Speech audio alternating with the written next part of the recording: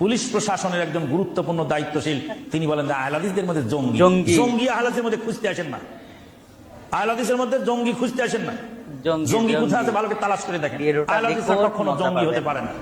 জঙ্গিবাদে জড়িতদের 90%ই আহলে হাদিস সম্প্রদায়ের, আর দেশের ভেতরে গড়ে ওঠা সন্ত্রাসীরাই জঙ্গিবাদী কর্মকাণ্ডে জড়িত, এমন তথ্য উঠে আসে উগ্রবাদ বিরোধী জাতীয় সম্মেলনে। রাসেল খানের রিপোর্ট।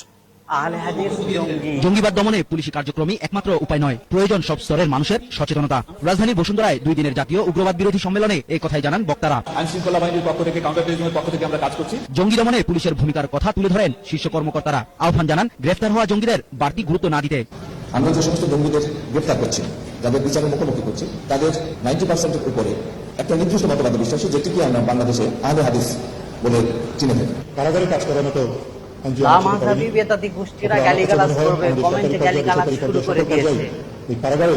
জঙ্গিদের কাজ কি? গালিগালাজ, মানুষ খুন করা। উগ্রবাদী লোকজনকে আমরা অ্যারেস্ট করেছি, তাদেরকে ডিরাডিক্যালাইজ করার